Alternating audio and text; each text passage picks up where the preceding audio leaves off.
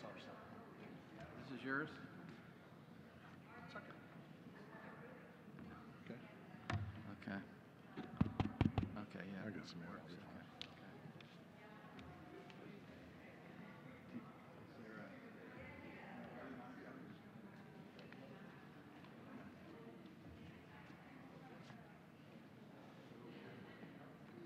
You'll be at the podium? Well, I'm going to introduce and then I'll be Okay, I'll just ask turn it one over to them. Actually, so there's a way for both of them to be at the same time? Yes. Okay, good.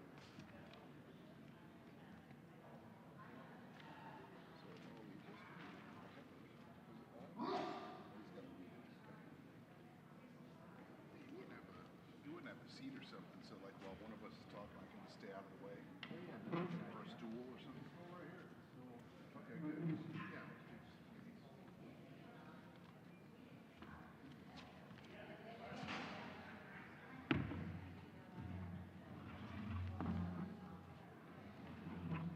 Old school.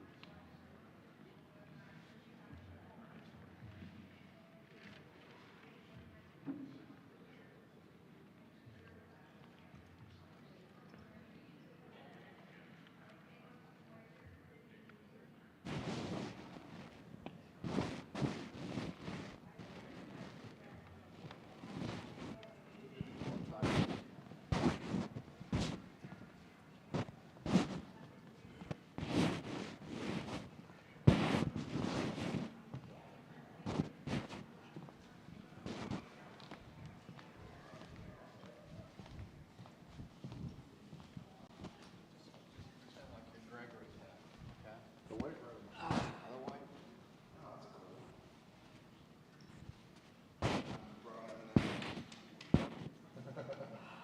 Somebody read the writer.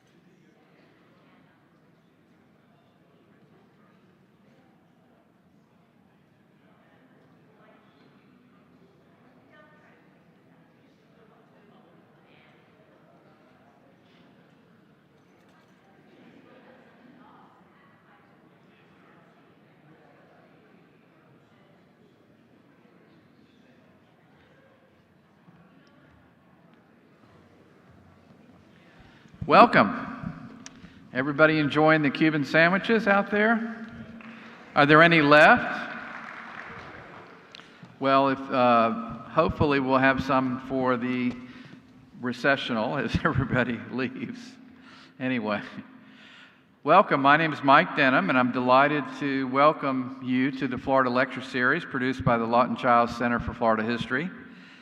Thanks for finding your way here tonight. We have one more program this year, and our final program of the year will feature award-winning writer and presidential historian Douglas Brinkley. We're really excited about having him back on campus. This will be his third visit to campus, and he'll share with us his latest volume in his environmental history of America. It's called Silent Spring Revolution, and it's a book, comprehensive study of the environmental awakening of the United States in the 1960s through 1973. And it covers, it's a riveting account of an indomitable generation that saved the natural world under the leadership of John Kennedy, Lyndon Johnson, and Richard Nixon. If you're joining us here tonight for the first time, welcome, and grab a brochure. There should be some out in the lobby. And give myself or my secretary Isabel your address and contact information and mailing address so we can send you a mailing for next year. We're going to be planning the next year's series pretty soon, and we do a big mailing. We do a big mailing in August. Tonight, Cuban sandwiches are on the menu, and we have two amazing fellows on hand to serve up the many-layered history of what folks call the Cubano. Their research draws on interviews with well-respected bakers, chefs, meat packers, and owners of renowned Cuban bakeries, sandwich shops, and restaurants. The final result is a rich, fine social history behind how this delicacy became a lunch counter staple in the United States and beyond. Our presenters are experts. They're food experts, food historians, food experts. Andy Huse specializes and researches and writes and lectures about Florida food history and foodways. He's a specialist in Tampa's culinary history, and he is also the author of From Saloons to Steakhouses, A History of Tampa, which was published in 2020, which is outside. It's kind of a history of Tampa through food. And also he's the author of The Columbia Restaurant, celebrating a century of history, culture, and cuisine, which was published in 2009. Beautiful book, beautifully illustrated. And it still is the number one seller of the University Press of Florida. It's really a beautiful, beautiful book. If you go to Columbia Restaurant today, it's featured, of course, on the checkout place. So, again, but what is Andy's day job? Andy's day job is that he is curator of Florida Studies at the University of South Florida Libraries and has been working at USF's USF's Tampa Library for more than 20 years. He's the guy that organizes all the rich special collections on the 4th floor of the USF Library. If you're interested at all in Tampa history or anything about the Bay Area, it's a brilliant library, and they've got a wonderful, wonderful collection there. His colleague and co-author of the book is Jeff Houck, and he is Vice President of Marketing for the 1905 family of restaurants in Tampa, which of course is a 5th-generation family-owned hospitality group in Tampa that includes the Columbia Restaurant, Eulalie, Goody Goody Burgers, and Casa Santa Stefano and Cha Cha Coconuts. So ladies and gentlemen, please join me in welcoming Andy and Jeff to our stage.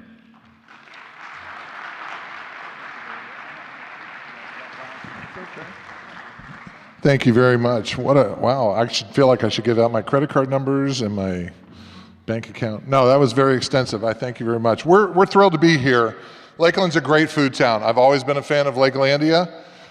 We had the pleasant experience of going to Mr. Fish tonight. That's what the stains on my shirt show. Cornmeal is a close relative, and I try and visit it as much as possible. The Cuban sandwich is just, I think, the finest sandwich in the world. I know it has so many great stories around it. That's what made doing this project so enjoyable.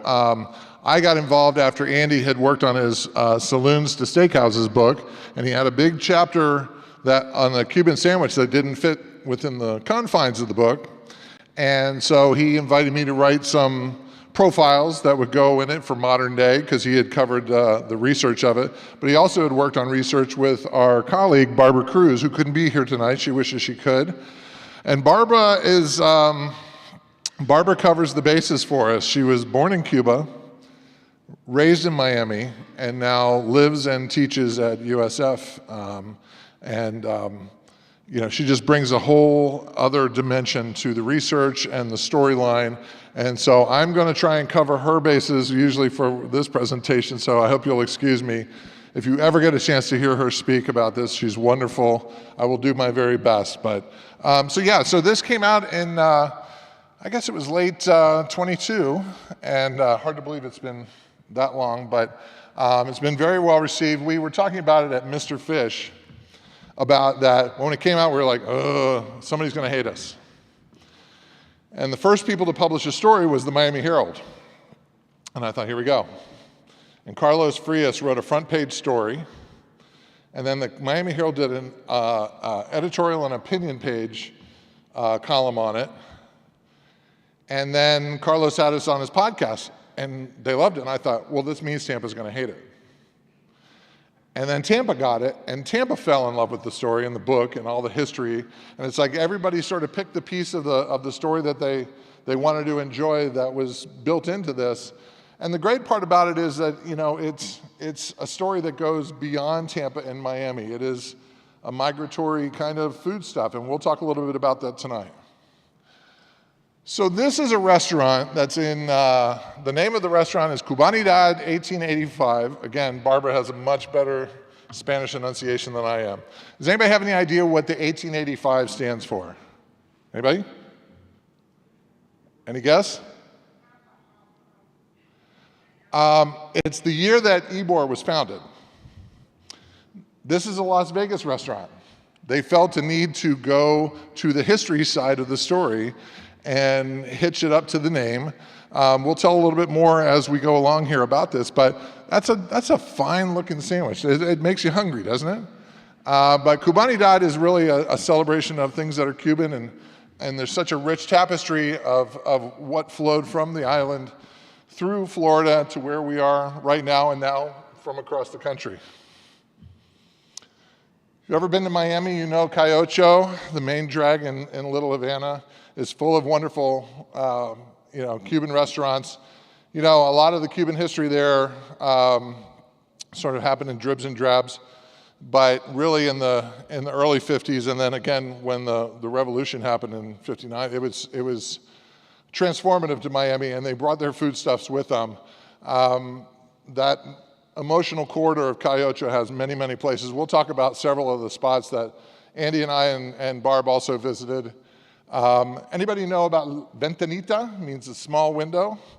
It's a thing that's very popular in Miami.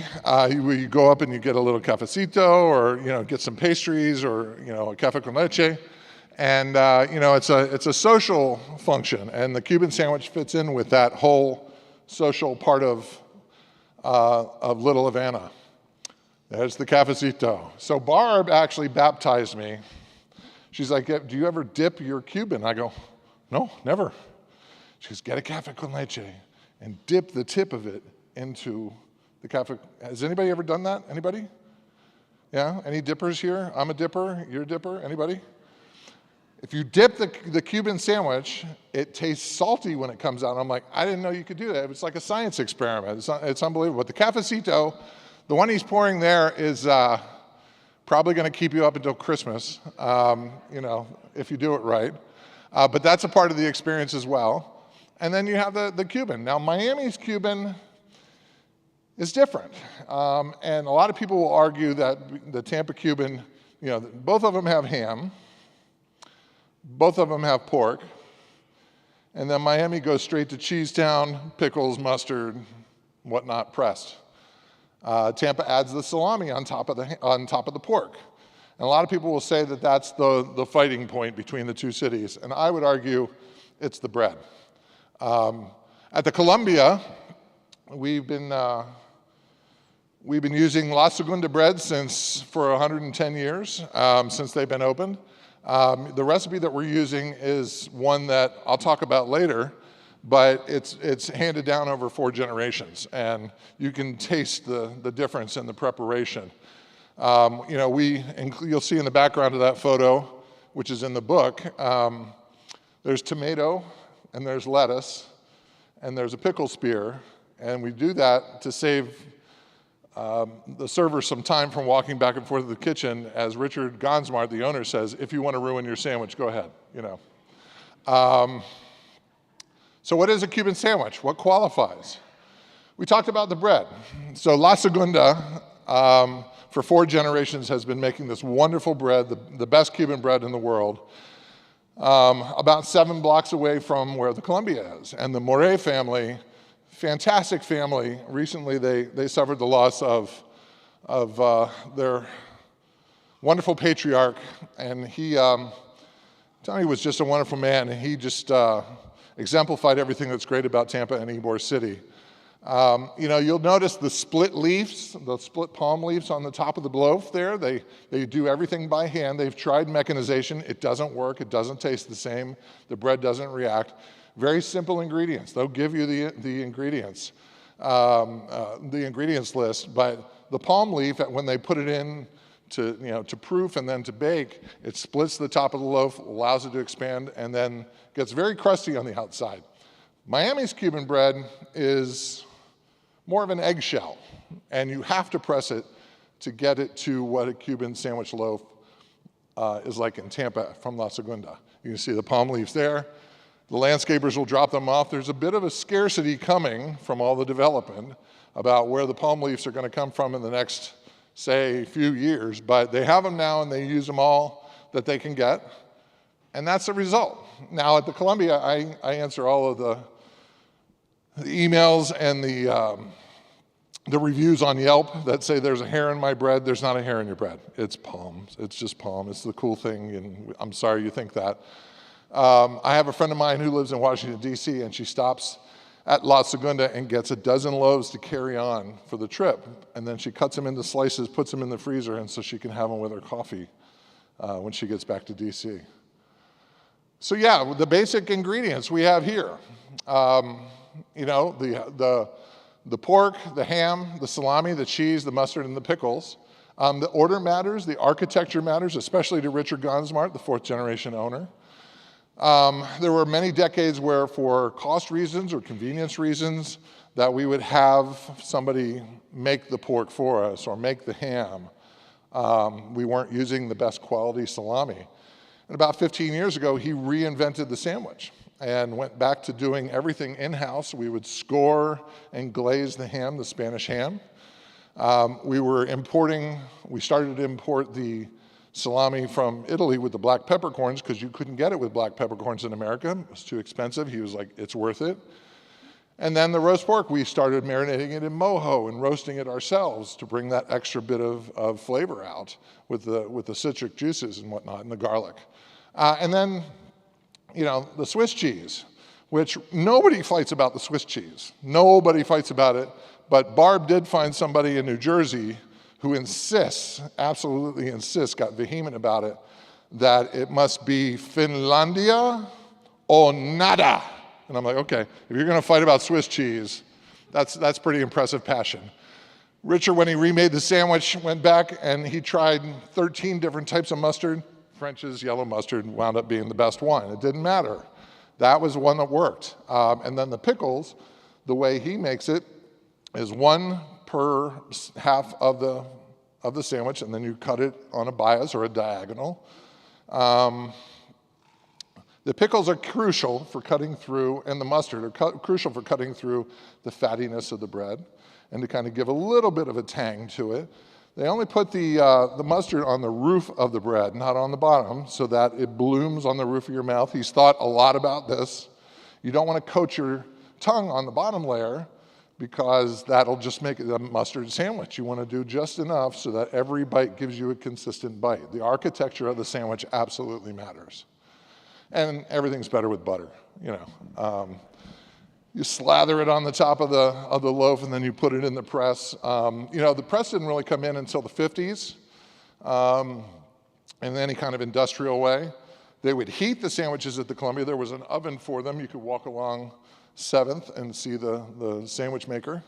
But, you know, Caesar Gonzalez, third generation owner, Richard's father, would put a big stack of plates on top of it to get the necessary weight to press them.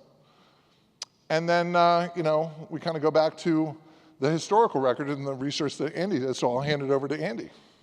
Here you go. Here's a clip. Oh, thanks. Hello, and good evening. So yeah, there's been a lot of heat generated by the Cuban sandwich debate between Miami and Tampa, but not a lot of light.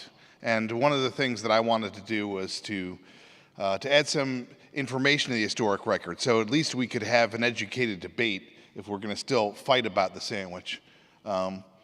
So I did a lot of research, and you know, there's been a lot of different origin stories over the years. One of the main ones was that there was this kind of magical moment in Ybor City where all the ethnicities got together and made a sandwich. And you know, back then, say around 1900, you know, Cubans and Italians wouldn't even date one another. You know, never mind like get inside each other's sandwiches. So, and I think the other thing is this whole debate has sort of robbed Cuba of you know, what is essentially its creation. So there's a lot of foreign elements that kind of influence the sandwich, but you know, the Cubans are the ones who sort of curated it and put it together, let's say. And what's interesting is it was a very flexible sandwich. It was a mixto, you know, back in Cuba before it became something, you know, more firm here. So let's explore, shall we? So, you know, I was looking through, you know, the kind of research that I did wouldn't have been possible a few years ago without the newspaper databases. And not just newspapers.com, but there's some that, you know, usually are only available to like academia because they're pricey.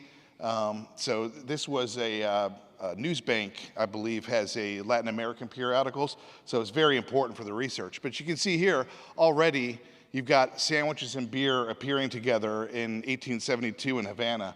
And what's interesting is like there's a lot of foreign influence happening at this time. More and more foreign businesses are opening up. So the Germans, I think, had a really profound impact with all the cold cuts they were bringing. The English certainly had some influence as well, but and the Spanish had a big influence on the bread as well as the French. Going forward, you can see the first time that we see the Cuban sandwich, that name appear, is actually in 1898. But the first time it refers to an actual item of food is in 1901. The 1898 one was an article written by a soldier talking about the ladies at home during the Spanish-American War were having pink teas, which is, you know, a patriotic way of, you know, having tea and supporting the soldiers in spirit. And they said that, you know, most soldiers going to Cuba at the time were really, really keen on getting their hands on a Cuban sandwich. Already in 1898, Cuba was known for having really good sandwiches. And of course, the island was totally war-torn by the time they got there. There weren't a lot of sandwiches to be had, so they ended up making sandwiches out of hardtack crackers with canned beans in between. And they called that a Cuban sandwich, trying to make the best of what they had, right? So they kind of mocked the ladies with the pink teas, saying they would never eat our version of the Cuban sandwich at one of these tea functions, right?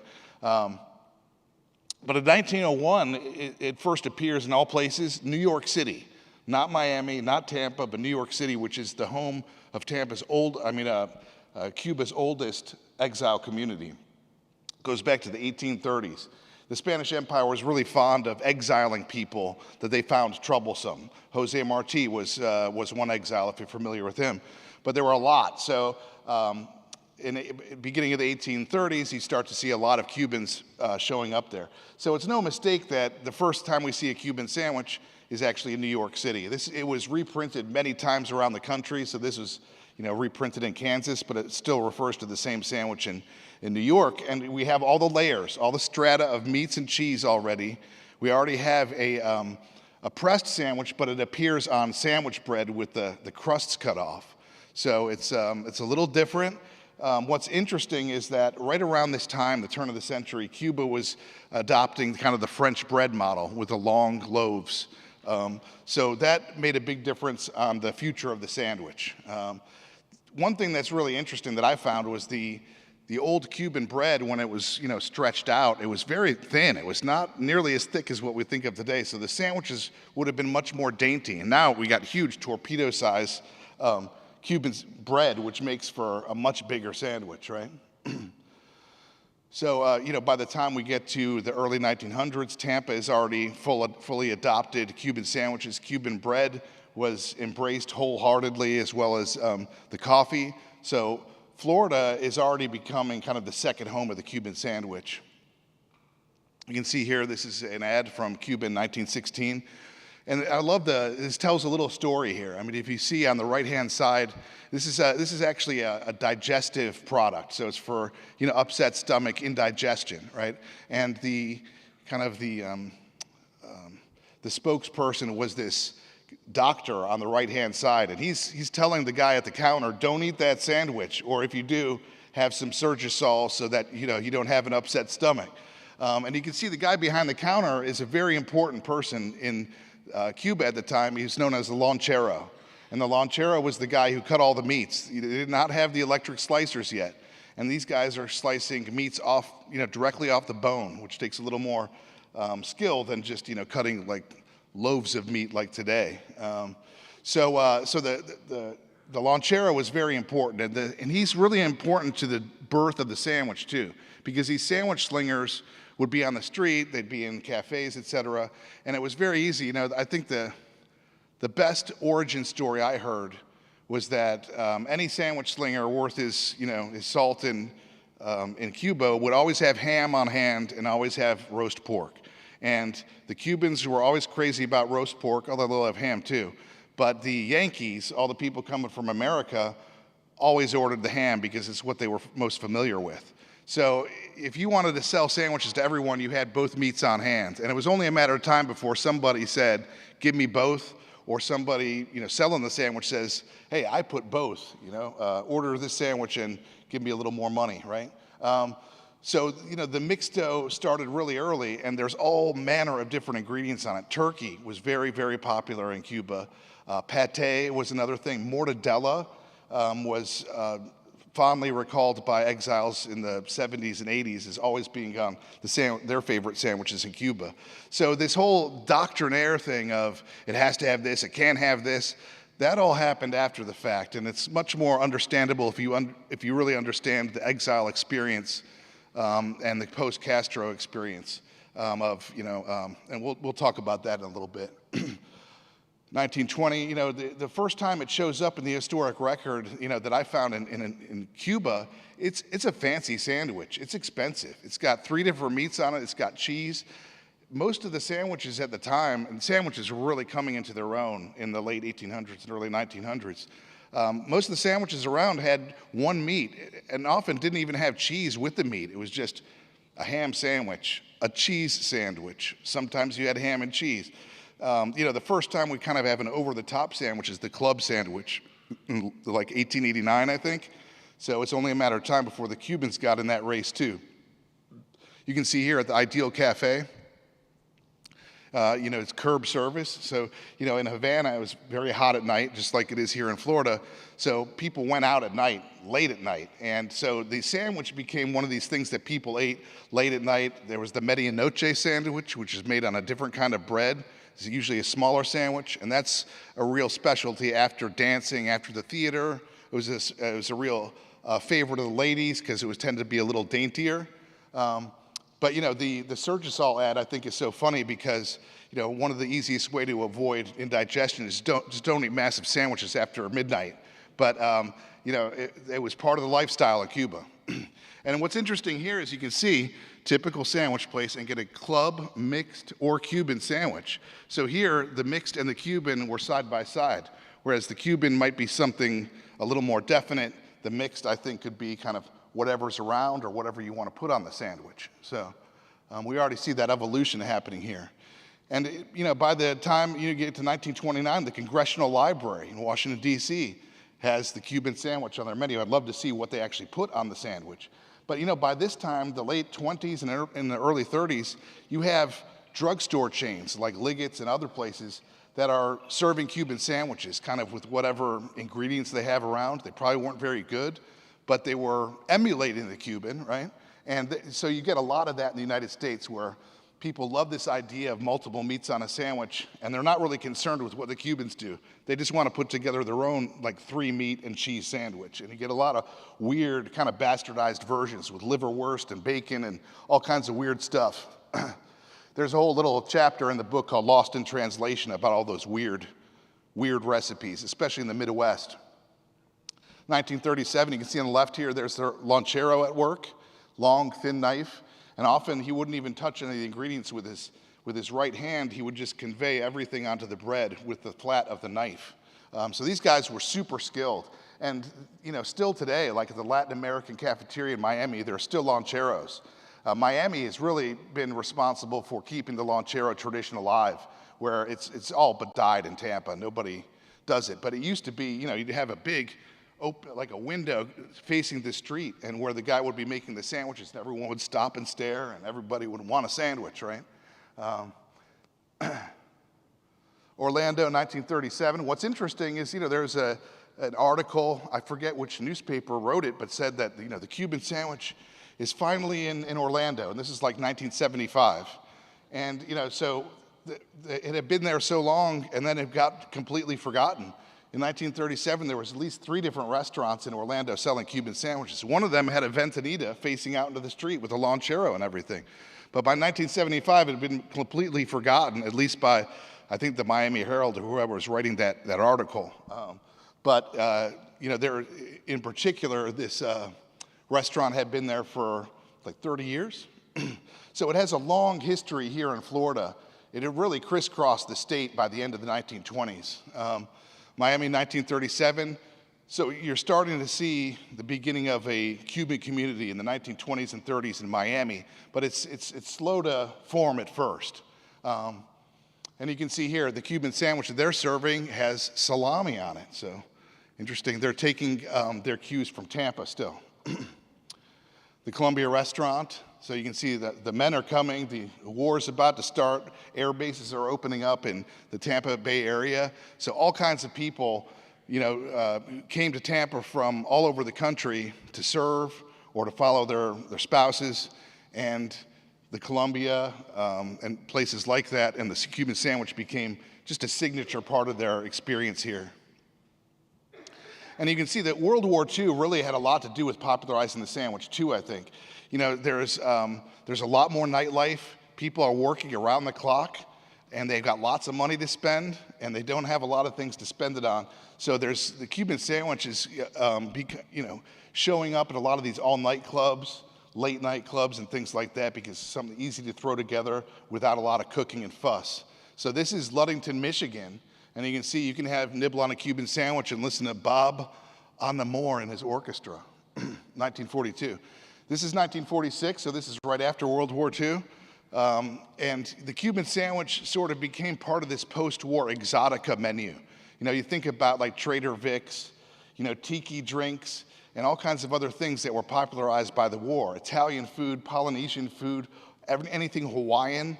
And so you can see here, this is a burlesque club, but they had some things on their menu, obviously.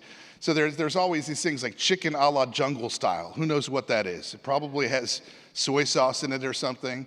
You got chop suey, and you've got Cuban sandwiches. So it's kind of this post-war exotica menu of things that most Americans would eat without too much fuss, right? But it still sounds exotic. Tallahassee, 1947. These guys are apologizing because they ran out of sandwiches. What I find more suspect is that they specialize in kosher foods and they're serving Cuban sandwiches. So I don't know how that works. It's really interesting because in Tampa there were several Jewish-run places that specialized in their version of a Cuban sandwich. I would love to go back in time and know what they were doing, but I always thought kind of pastrami is an effort to make beef taste like pork, but that's just me.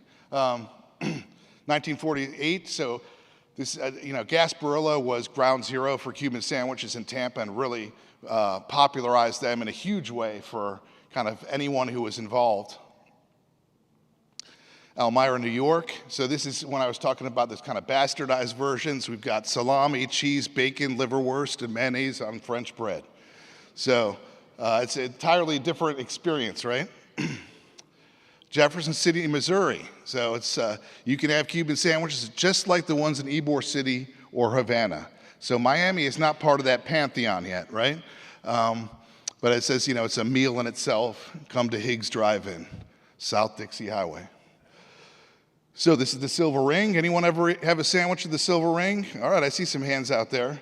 That for me was like the benchmark, that was like my first Cuban sandwich. So everything was always compared to that one.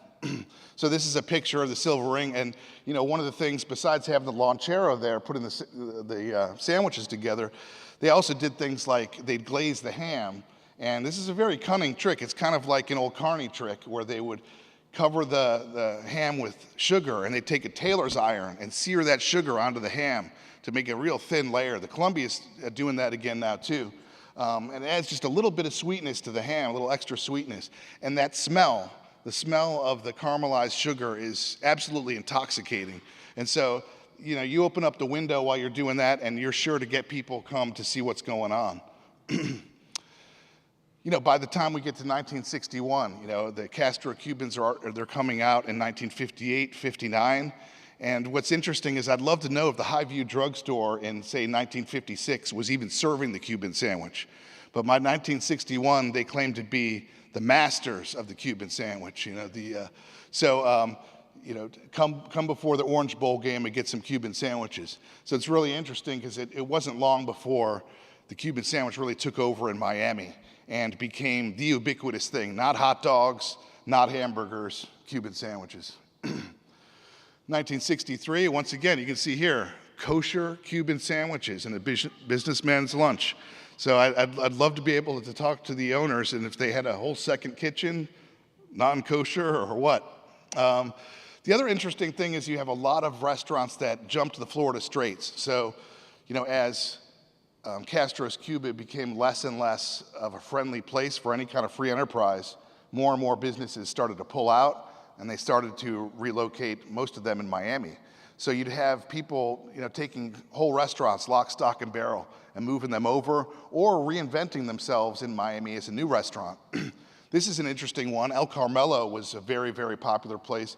It's a little upscale place back in, the 30s. It was known for popularizing the Eleanor Roos sandwich, if you know what that is.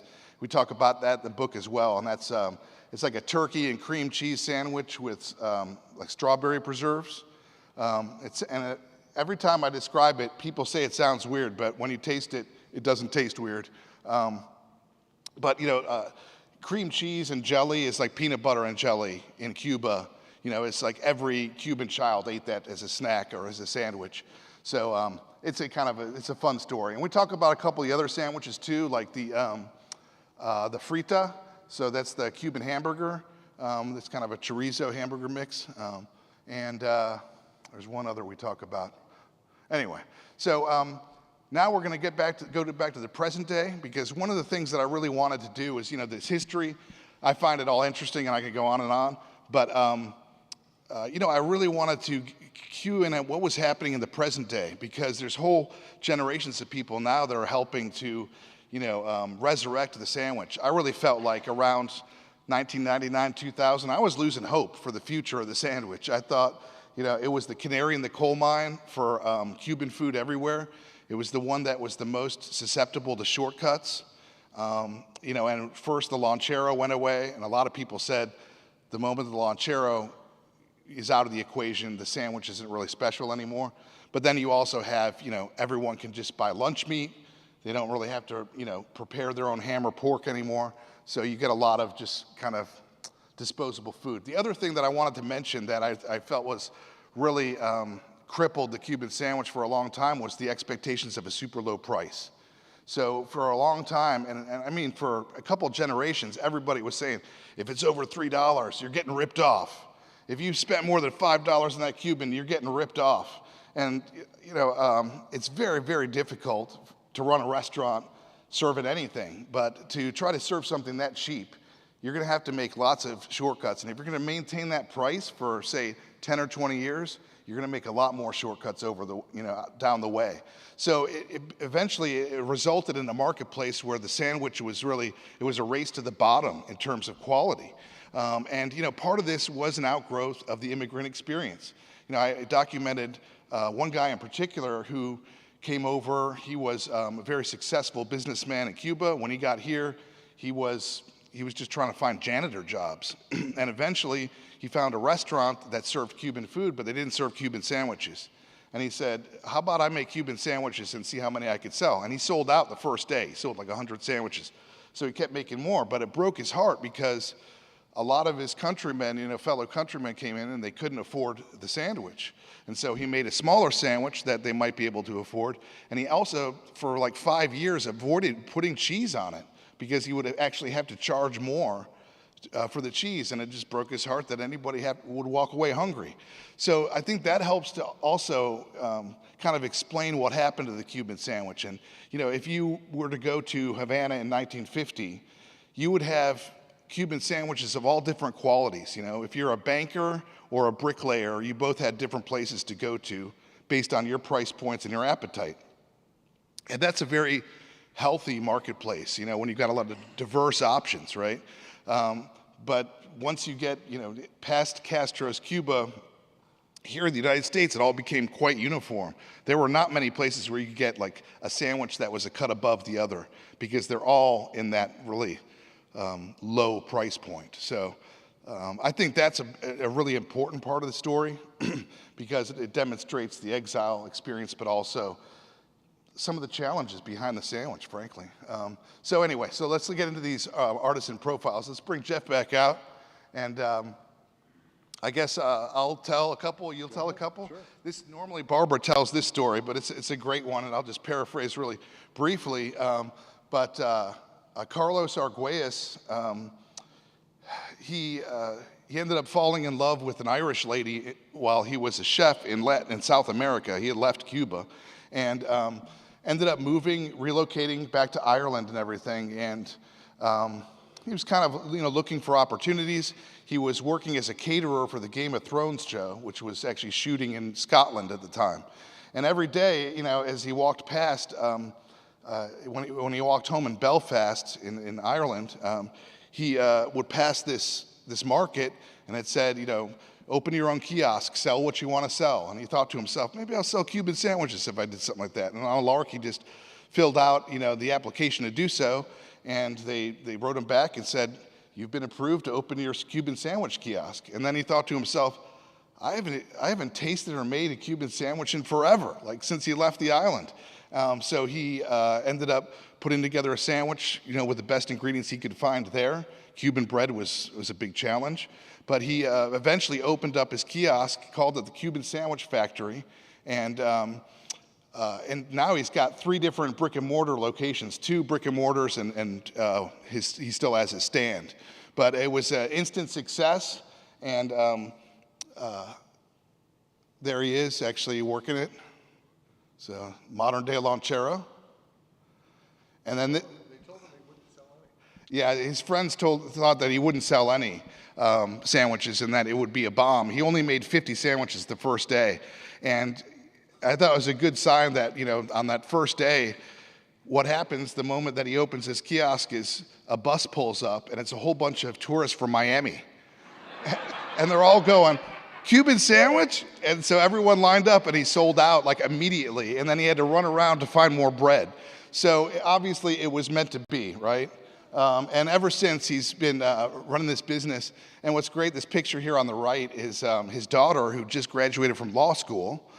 So sandwiches do build empires. And he gave her the book. She just came out of the shower and gave her this book. And she was so proud and so happy to see her dad represented in this book. So there's a whole little chapter about him and his story, which is really cute and touching. Jeff alluded to this one earlier. Yeah. So let me see the clicker there. So again, we're back to Cubanidad, 1885. We know the story. The year is based on the founding of Ybor City. And you can see there's lots of different methods. So some people like to slice their pork. Some people like to chop it or shred it. The way that it's built has many different layers on it, but it all looks delicious. This is a chef, Dennis Martinez Miranda, who was from Tampa and was approached by backers in Las Vegas to put this restaurant in. So this is really an homage to Tampa's native cuisine. And I find that fascinating because the story of the Cuban, as you've heard, is a story of migration, and it continues to migrate. I dare you to do a Google search for Cuban sandwich for news headlines. I get probably a half dozen a day of places around the country where they make this sandwich, and some of them use baguette, and some of them use different techniques. There was one that we found. Like I said, I do the social media for the Columbia, and there was a place called the Tampa Sandwich Bar that tagged the Columbia one day. I'm looking at it, and it's in Seoul, South Korea. And they basically made an homage to American comfort food. You get mac and cheese, you get all kinds of big, heavy, starchy foods like we all love to eat. But there are 3 types of Cubans on there. They were inspired to do Cuban sandwiches because of the movie Chef. If you saw it, Jon Favreau plays a chef who kind of gets thrown out of his restaurant, and he starts his career again by going across the country in a food truck that serves Cuban sandwiches. And everywhere he goes, it's a social media storm. Well, they kind of caught up to that. They did their research. They found the recipe for the Cuban from the Columbia and started making Tampa-style Cubans in Seoul, South Korea. The Tampa Sandwich Bar logo is literally a ripoff of the Tampa Parks and Rec logo that has like a rainbow on it. It's awesome. I love that. I love appropriation on the other end.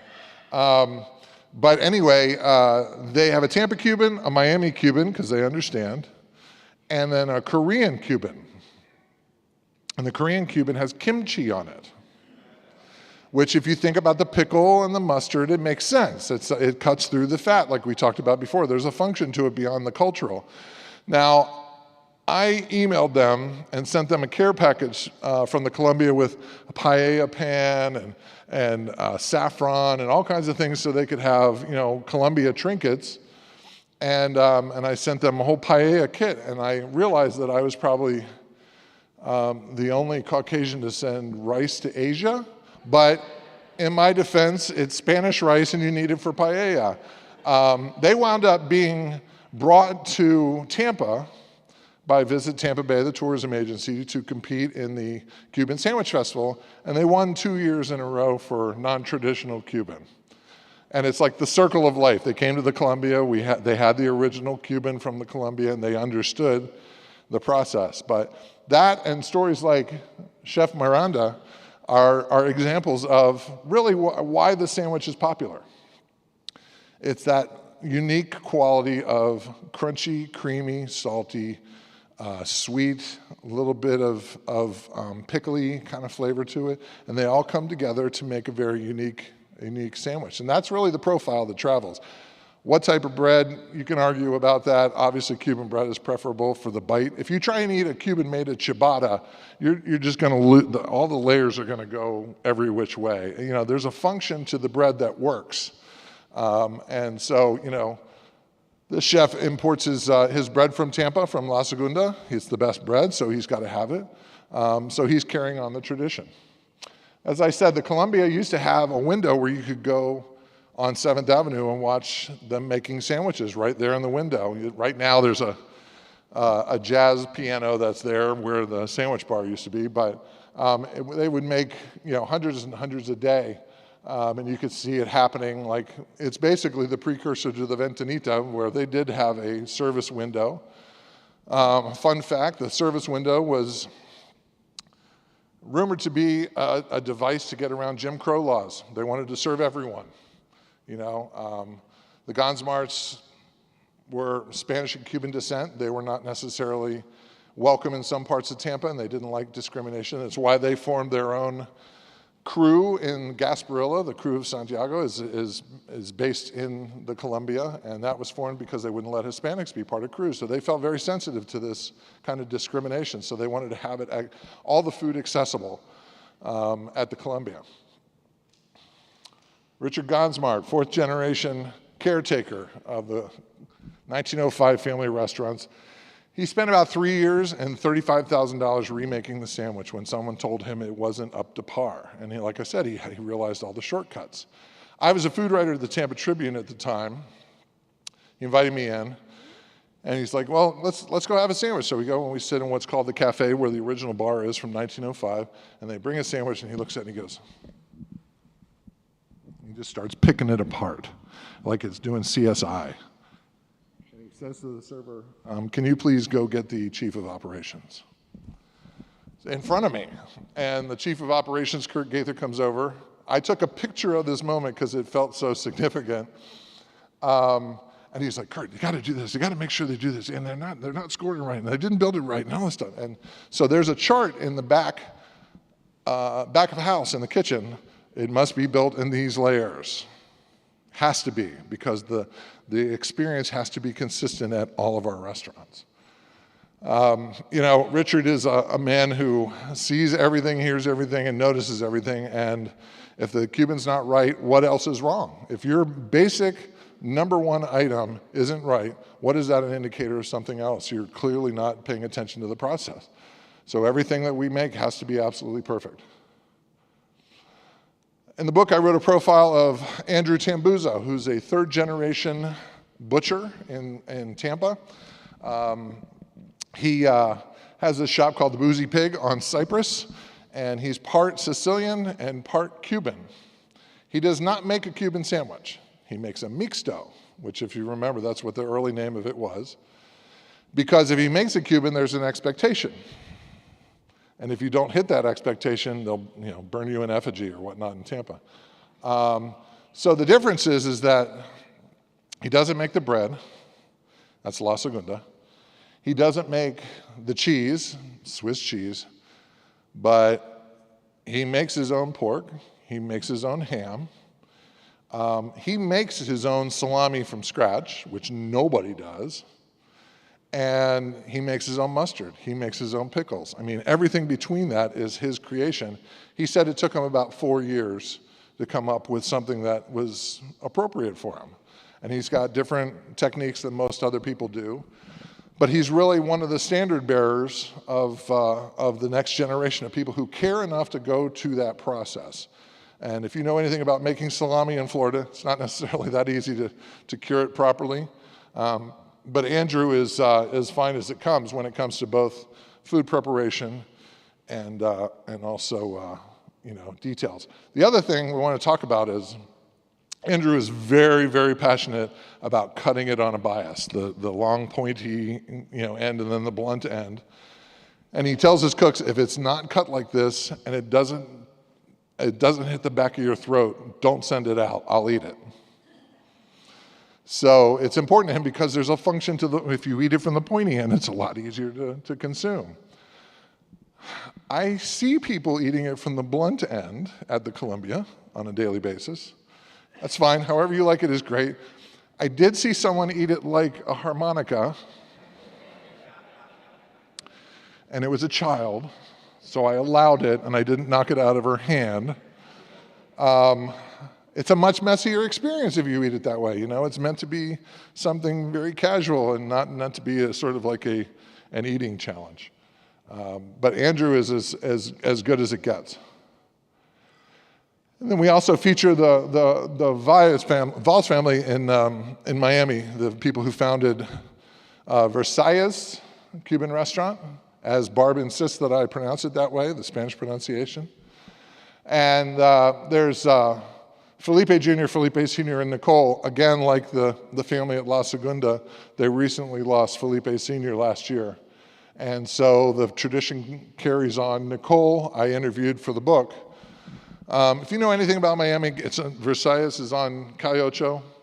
Anytime there's a basketball championship, football, anything momentous, an overthrow in the Caribbean, whatever that is, everybody brings all their TV trucks to the exterior of Versailles so they can get footage of people jumping up and down and banging on pans and pots. They do a wonderful business with their ventanita. And, it's a lot of people compare Versailles to Colombia. They have multiple brands. They're all through the airport. Colombia's in the airport here. But it's much more of a casual, almost cafeteria, even though there's mirrors and chandeliers. It's much more of a cafeteria style. Nicole tells a story about, when she was growing up, before they go on the boat, got to stop for Cubans. It's like how you live your life in Miami. Cubans are always a part of it, no matter what it is. And here we go with Andy. Thank you. So yeah, winding down. One other place worth mentioning is Sandwich Day Miami. I think you're going to be hearing more stuff from them soon. They're a lot like the Boozy Pig. They make almost all their own ingredients except for they make their own bread even. They do not make their own Swiss cheese. And those are the owners. Not going to spend too much time. And here we are at the end. If you got any questions or comments, we'd love to hear them. Thank you.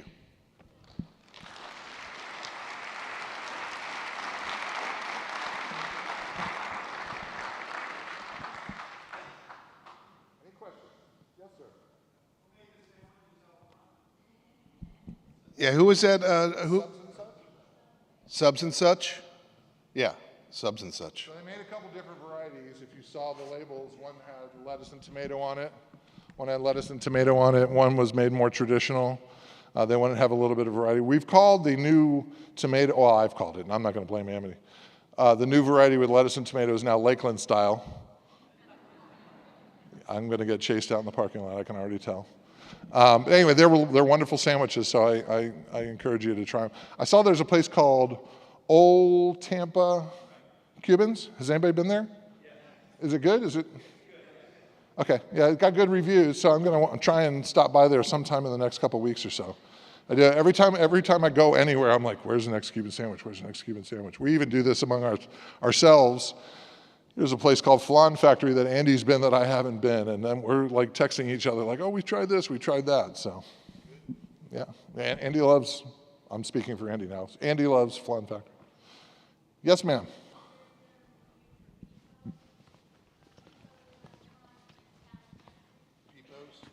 Peepo's, yeah. Yeah, it was there. Is it still there? I don't know. Yeah, Peepo's was family owned by the Hernandez family, and now Danny Hernandez is into grilling and barbecue. He has grilling provisions and a brisket shop in where the old Peepo's used to be, right on North Armenia. And I think Peepo's, the family split, and he went that direction. The other side of the family went to the others. But I used to go there for their food because they had medianoche. They have a wonderful medianoche sandwich. So, any other questions? Yes, back in the back. Can you please scream?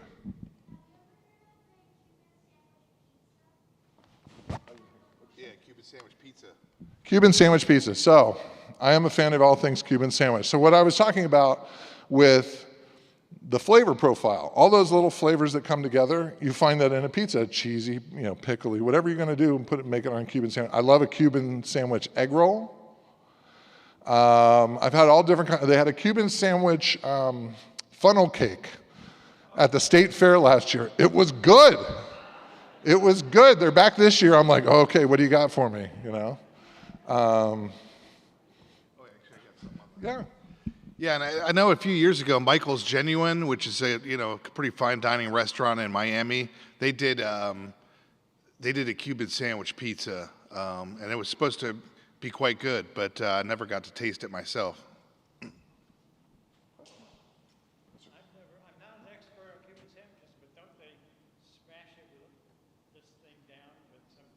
Yeah, that we talked about the electric press, right? Yeah. Okay, yeah. He was just asking about the pressing of the sandwich, and yeah, and we talked about that in the, the talk.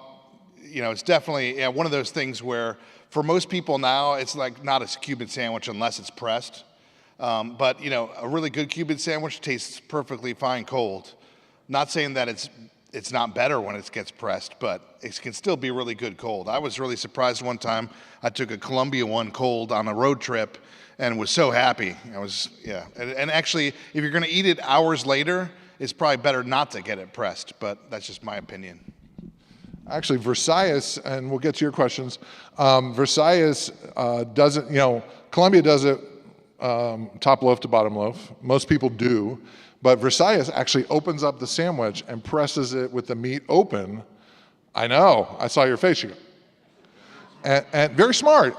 First of all, it heats up the process. It actually gets to the cheese and melts it better.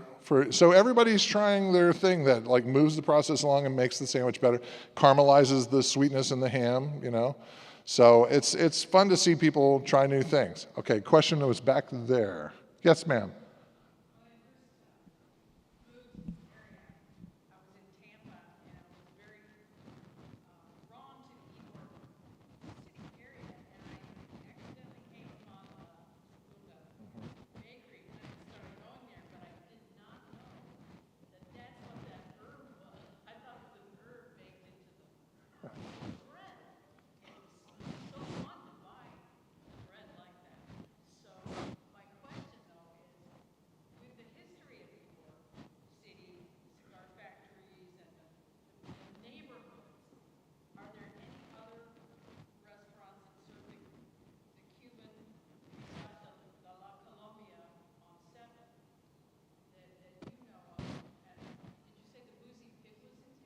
Yeah, the Cuban is pretty ubiquitous in Tampa in various forms and prices and offerings.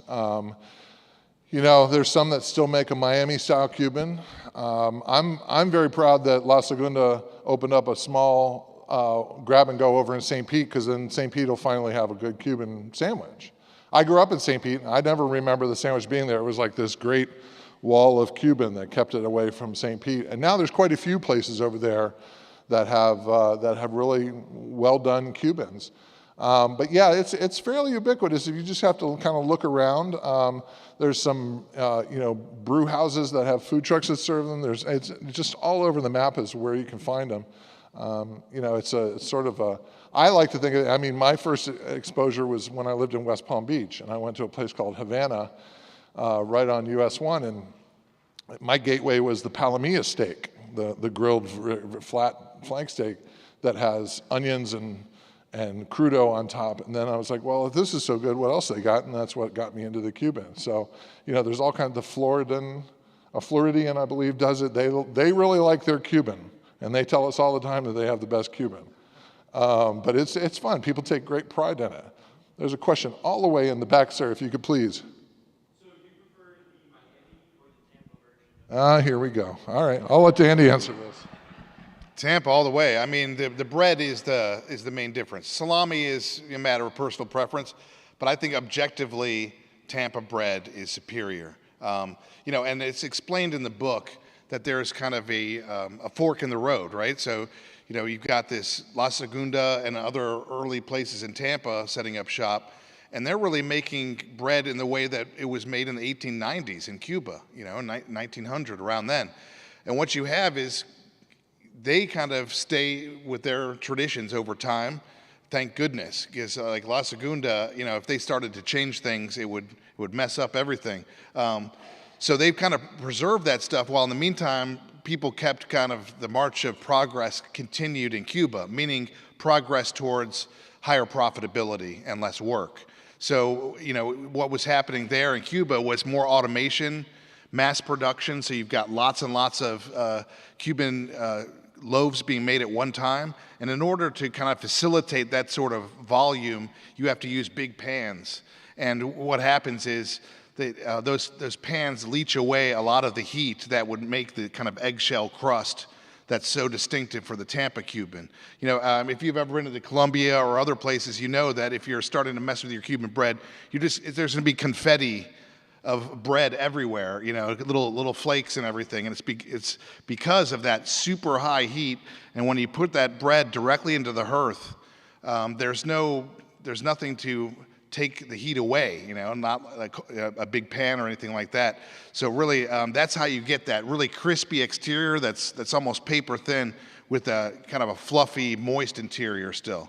And a big part of that too is the proofing process, where they actually rest the bread outside of the ovens and they run fans over it. So this warm, you know, air for several hours goes over the bread and really dries out that exterior. So the moment it gets into that hearth, it's getting nice and crispy because it's kind of a little dried on the outside.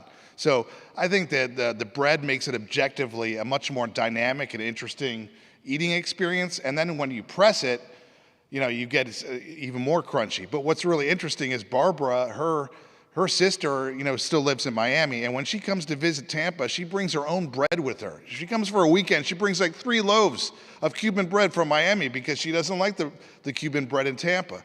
So ultimately, it's whatever you grew up with, but you know, I don't think there's really any contest between the two. I really like the craggy, you know, crusty exterior of the Tampa Cuban bread, and it's also kind of unruly, you know. It'll have bulges in different spots and things like that, whereas the Miami Cuban bread is very uniform and smooth along the top. So anyway, that's my take on it. Yeah, I'm sorry, there was a hand up in the back over here. Yes, sir. Yeah, you're talking about Wright's Deli's Cuban. Which one? Wright's Deli. Yeah, Wright's Gourmet. Well, they've won a bunch of contests. You know, they're very popular. I enjoy their, you know, Andy laughs at me when I say this, but all Cubans are beautiful in the eyes of the Lord. I wish I had more discerning taste, but I don't. I know a great Cuban when I taste one. I like Wright's a lot. But like I said, there used to be Cuban sandwich contests back in the 80s and 90s in Tampa, and they won several of them. So they do an amazing job there. What they produce out there is phenomenal. Again, another family-owned business in Tampa that's been handed down over generations. Yeah, I don't think they have a bad sandwich. Yeah. There. Yes, sir.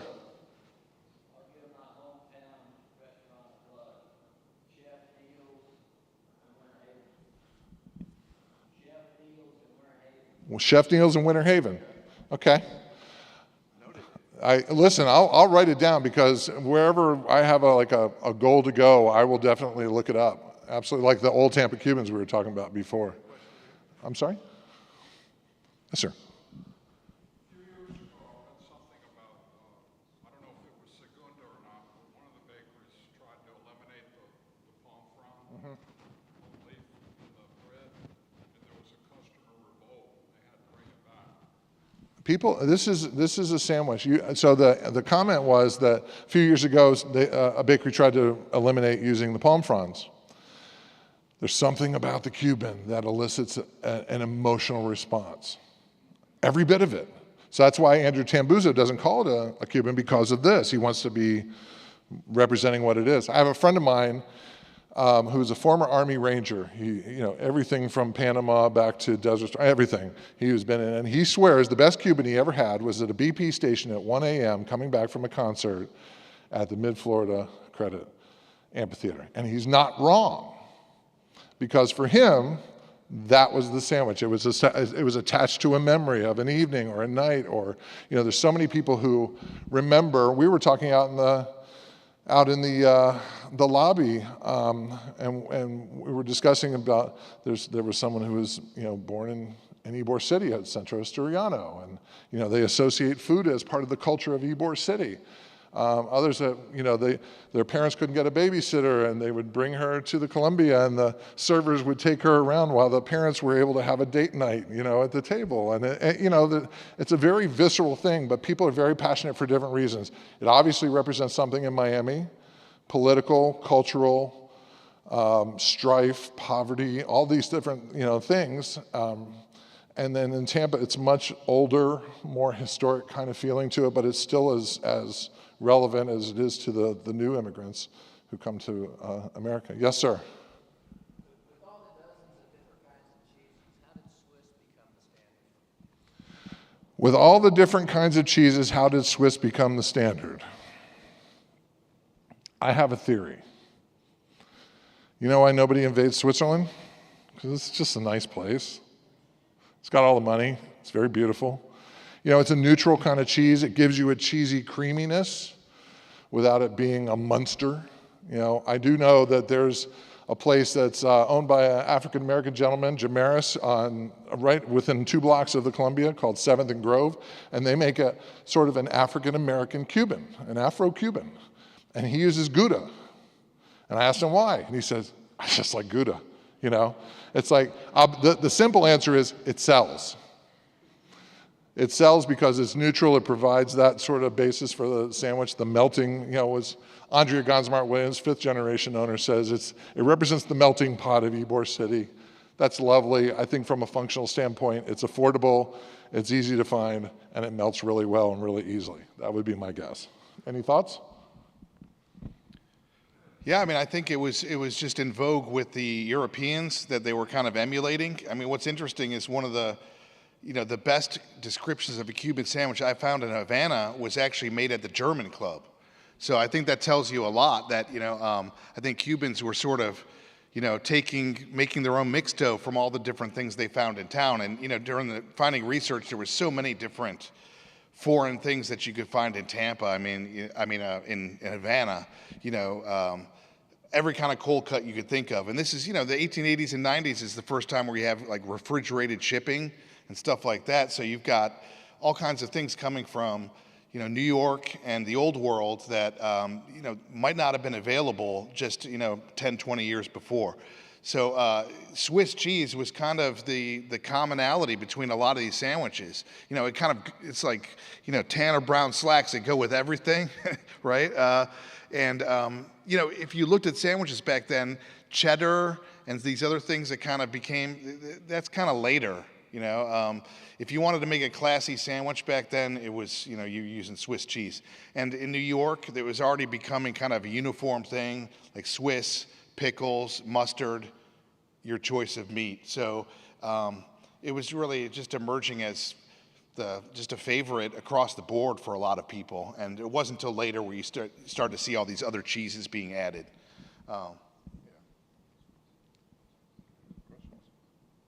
Well, thank you so much for having us. Thanks, Mike. Thanks for coming out.